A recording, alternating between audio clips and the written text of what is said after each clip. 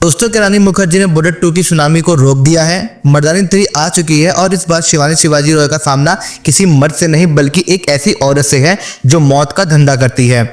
अगर आपको लगता है कि पिछले 2 पार्ट्स डार्क थे तो थोड़ा समझ जाइए, क्योंकि मर्दानी 3 में एक ऐसा मेडिकल एक्सपेरिमेंट देखने को मिलेगा जिसे देख करके आपकी रूह कांप जाएगी। क्या ये फ्रेंचाइजी का सबसे बेस्ट पार्ट होने वाला है? चलिए जानते हैं। 93 गायब बच्चियां और सिर्फ एक जिद्दी कॉप, क्या शिवानी शिवाजी रॉय इस बार सिस्टम से लड़ पाएगी? इन सभी सवालों का जवाब हमें इस वीडियो में मिलेगा, तो एंड तक बने रहना, क्योंकि वीडियो के एंड में बहुत कुछ राज खुलने वाले हैं। तो बिना किसी देरी के चलिए स्टार्ट करते हैं। सबसे पहले बात करते हैं स्टोरी और प्लॉट की।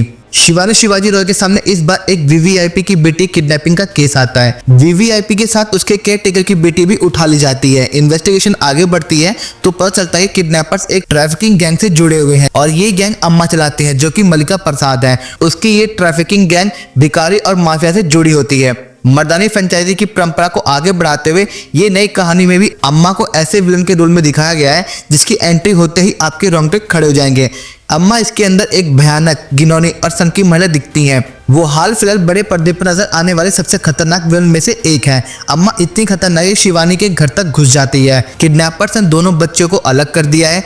वीवीआईपी की बेटी तक तो शिवानी पहुंच जाती है, क्योंकि इसके अंदर बड़े लोग इन्वॉल्व होते हैं और उनकी पूरी मदद मिलती है। लेकिन क्या वीवीआईपी की गरीब केयर टेकर की बेटी को खोजने के लिए बड़े लोग इन्वॉल्व होंगे या नहीं?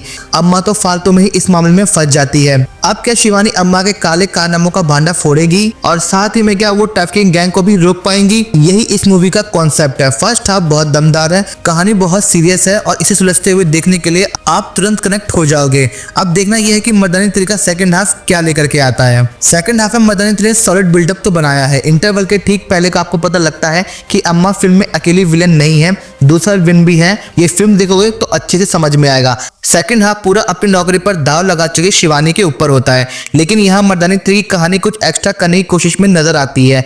अचानक से फिल्म बहुत सारे आइडियाज ट्रायल करती है, पर कहीं ना कहीं वो बिखर जाती है। साथ ही भिखारी, माफिया और ट्रैफिकिंग के ड्रग ट्रायल्स का भी एंगल देखने को मिलता है। शिवानी का मिशन थोड़ा इंटरनेशनल होने लगता है। पिछली 2 फिल्मों तक शिवानी सिस्टम के अंदर रह करके कई बार सिस्टम से ही लड़ती हुई दिखती है। ह्यूमन एलिमेंट्स को ऊपर रखते हुए क्राइम खत्म करने वाली कॉप दिखाई देती हैं। उनका फोकस सिर्फ केस सॉल्व करने का नहीं होता है, मोरल विक्ट्री पर होता है। और इस बार मामला एक लेवल ऊपर चला गया है। शिवानी और ये दूसरा विलन स्मार्टनेस का कंपटीशन खेलता है। फिल्म ऑडियंस को बांधने से ज्यादा कहानी के स्मार्टनेस प्लॉट को फोकस करती है। फिल्म अपने लीड किरदार को हीरो साबित करने के लिए कहानी की सीरियसनेस को ताक पर रख देती है, और यही सबसे बड़ी समस्या बनती है जो कॉप यूनिवर्स की फिल्मों में उतरने लगी है।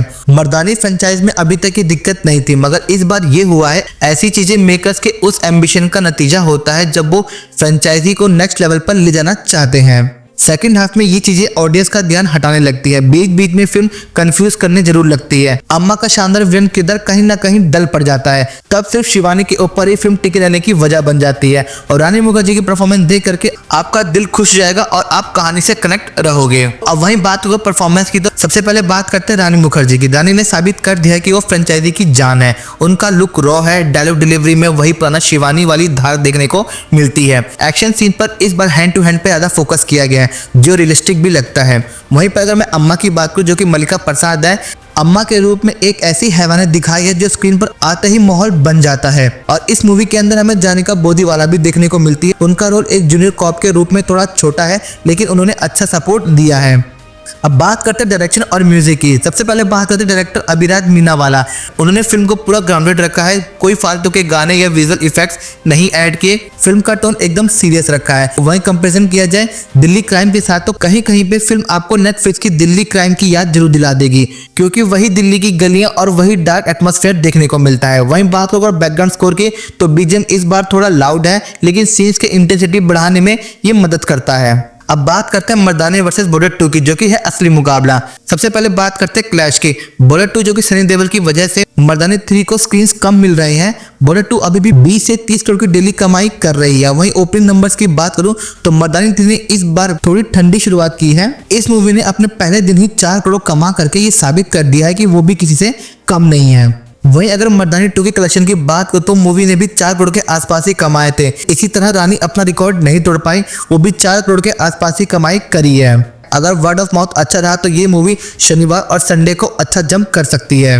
अब बात करते हैं फिल्म को क्यों देखें। अगर आपको रियलिस्टिक क्राइम थ्रिलर पसंद है, अगर रानी मुखर्जी के फैन हो तो मिस मत करना। अम्मा कैरेक्टर और फिल्म का सोशल मैसेज बहुत ही पावरफुल है। अब किसको नहीं देना चाहिए इस पर भी बात कर लेते हैं। अगर आपको लगता है कि आपने OTT पर ऐसी बहुत सी क्राइम शो देखी हैं तो ये आपको थोड़ा प्रिडिक्टेबल लग सकती है। इसका सेकंड हाफ थोड़ा स्लो और मैकेनिकल हो जाता है, जिससे आप कहीं ना कहीं इंटरेस्ट हट जाएगा। तो दोस्तों, अगर आपको वीडियो पसंद आई तो वीडियो को लाइक, कमेंट, शेयर जरूर करना और साथ में चैनल को सब्सक्राइब करना मत भूलना। मैं मिलता हूं अगले वीडियो में, तब तक के लिए जय हिंद। मैम, टिप ऑफ मिला, अम्मा आपके घर का पता ढूंढ रही है।